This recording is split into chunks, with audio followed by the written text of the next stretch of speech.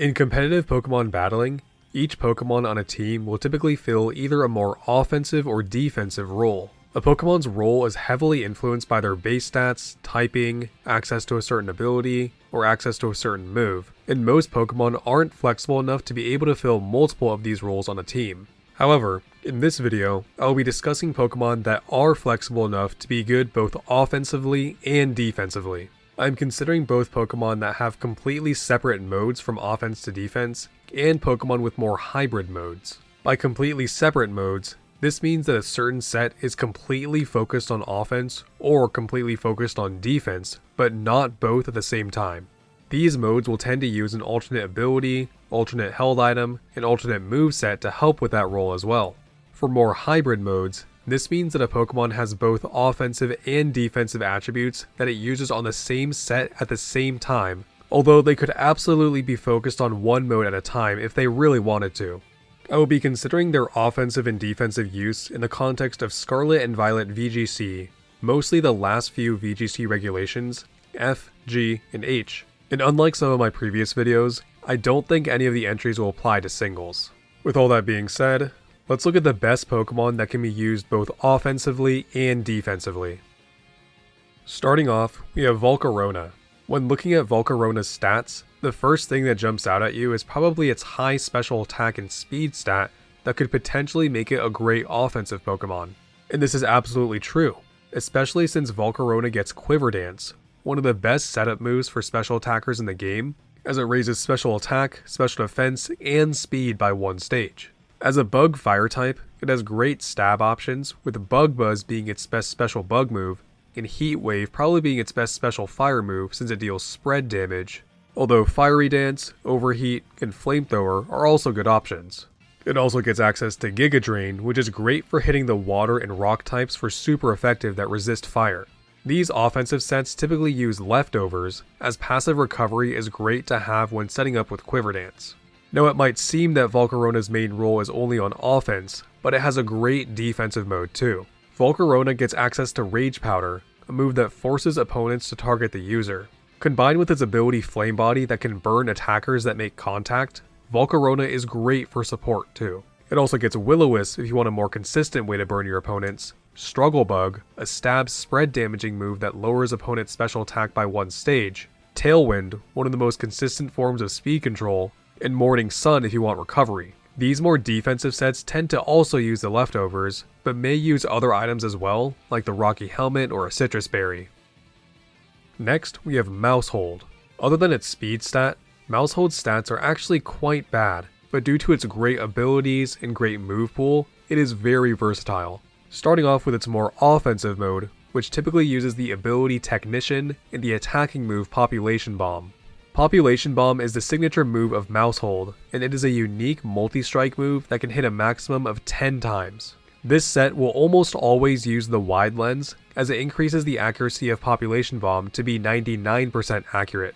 Each of Population Bomb's hits are 20 base power, meaning that they will be increased by 50% from Technician. Maushold is also a normal type, so it gets Stab on Population Bomb, and can Terrasilize to get an additional bonus if it really wanted to.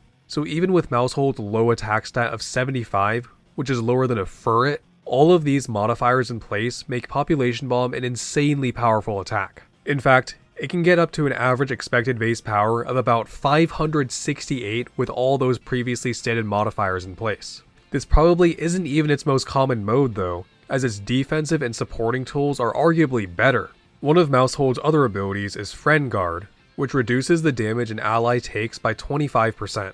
Like Volcarona, Maushold also gets Redirection with Follow Me, which is just incredibly valuable for support Pokemon, and it gets Super Fang, a move that is great for dealing consistent damage without having to invest any EVs into attack or have any of the setup needed for Population Bomb. Some defensive sets do use Population Bomb though, as it is still a very strong move even without attack investment, wide lens, or normal Terra. Beat Up is another move it sees use with to activate strategies like Rage Fist Annihilate, Justified Terrakion, and Stamina Archaludon. It also gets Feint to break Protect and Wide Guard, Encore for disrupting, and Helping Hand, which doesn't see a lot of use on Maushold, but it's nice to have some options. These more defensive sets tend to use items like Rocky Helmet to punish any physical attackers from Follow Me redirection, and Safety Goggles to get around powder moves from Amoonguss. Next, we have Ogerpon. Ogerpon is a legendary Pokemon and the poster child of the first Scarlet and Violet DLC, so it has great stats and was given a very versatile kit overall. This is talking about all Ogerpon forms, by the way, since they all see offensive and defensive use. For offense, it has a high attack and speed stat that it is able to take advantage of with its great signature move Ivy Cudgel, which is a 100 base power, 100% accurate, non-contact, high critical hit ratio physical attacking move that changes type to match Ogerpon's current form. Ogerpon also gets great stab options for grass if it does change forms, like Wood Hammer, Power Whip, Horn Leech, Bullet Seed, and Grassy Glide. Changing forms also gives it a passive 20% power boost, which is just even more of a reason to use it offensively. It has U-turn for pivoting, knockoff for damage and disrupting, as well as Play Rough, Superpower, and Stomping Tantrum for extra coverage. Some offensive sets even see use with the move Focus Energy, a normal type status move that increases the user's critical hit ratio by 2 stages to guarantee that Ivy Cudgel always lands a critical hit. For more defensive sets, Ogerpon also gets redirection with Follow Me like the last 2 entries. I don't think I need to explain again why redirection is so valuable, but Ogerpon is so strong offensively and bulky enough defensively to use either mode. Ogerpon is also probably the Pokemon on this list that sees the most hybrid use, as its kit is way too good to only go one mode at a time. It also gets Spiky Shield, the better Protect variant that damages attackers that make contact, Taunt and Encore for disrupting, and Helping Hand for its ally. I haven't even mentioned its abilities, with Water and Rock Pond having the best ones for defense. Water Absorb is great for redirecting or switching into any potential water moves like Surging Strikes from Urshifu, and Sturdy is great for increased survivability that doesn't require any HP or defensive EV investment. Next, we have Porygon 2. Porygon 2 has very well-rounded stats, with great bulk and decent special attack, with its speed being its worst stat. As a not fully evolved Pokemon, it has access to the Eviolite, making its already great bulk even better.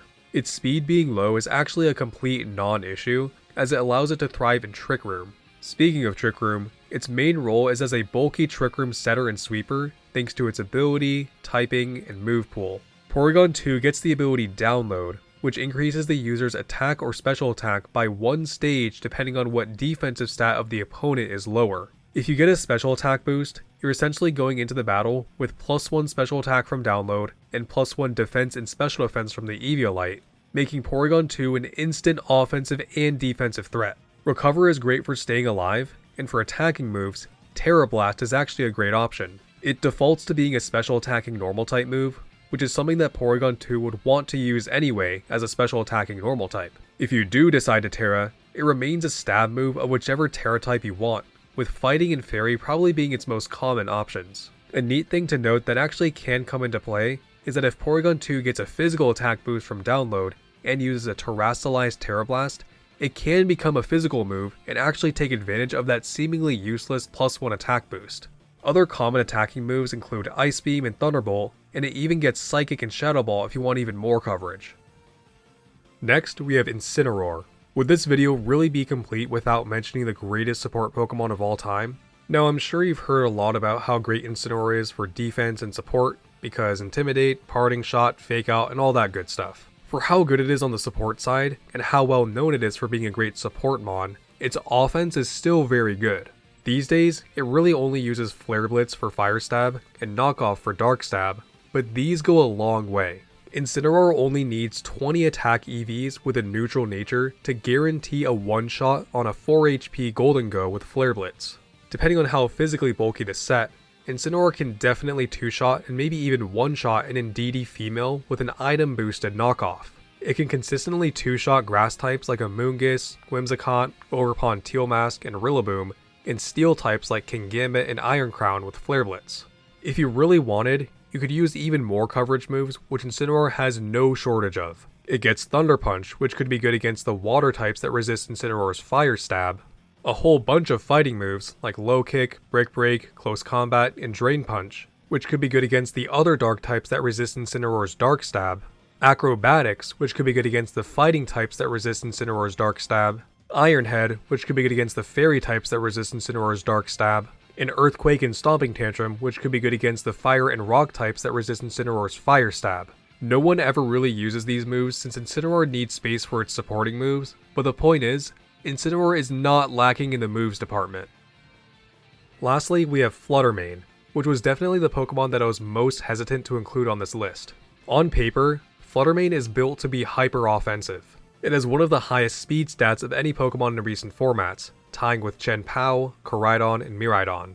It has one of the highest special attack stats of any Pokemon in recent formats, tying with Blood Moon Ursaluna, Chi-Yu, and Miraidon. It is a Ghost Fairy type, one of the best offensive dual typings in the game. It has access to stab spread damage with Dazzling Gleam, and stab single target moves with Moonblast and Shadow Ball. It can increase its speed to be even faster, or increase its special attack to hit even harder with a booster energy or exposure to harsh sunlight. So how exactly does this Pokemon function defensively at all? Well, first of all, we can't forget that Flutter Mane's special defense is high too, the same as Blissey to be exact. While its typing is great offensively, it is not bad defensively, with 3 immunities, a resistance, and only 2 weaknesses.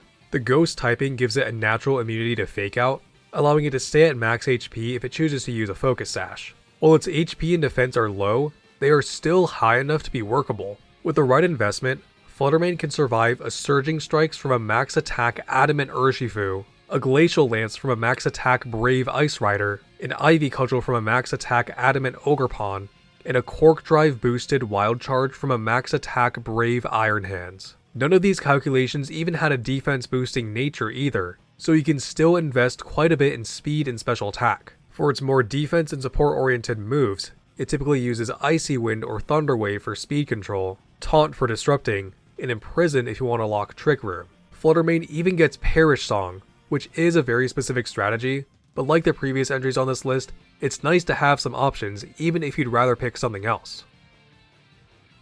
And those are Pokemon that are good both offensively and defensively. Let me know if you disagree with any of my reasonings, or feel that there were any other Pokemon I could have mentioned.